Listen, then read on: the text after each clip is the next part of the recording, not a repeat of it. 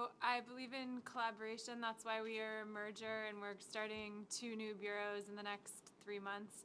But it's challenging. So I think it has to be, I agree with what people have said, it has to be sort of domain specific. So we all cover education. We're all local. We're doing certain similar things. But there are challenges in doing it that we have to attend to. Like if we're going to have a distribution manager and engagement manager working in 4 different communities all across the country, what does that look like? And what services can be offered and what can't? So I think we're going to learn a lot from that. My second point is that I also believe in collaboration. Looking outside, like, so what can we do solutions? I think we can look outside of our sector.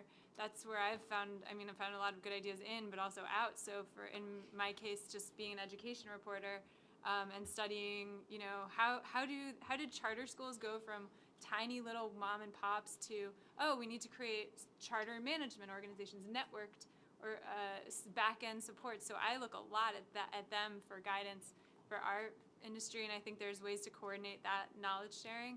And then 2, I also look to the technology companies. Like in New York City, our new distribution and engagement person and I went to a tech startup, Birchbox, which you wouldn't think has anything to do with journalism. They sell beauty products, but we met for an hour with their social media team and learned more than we could have learned, I think, in a year talking to each other about social media here in this room.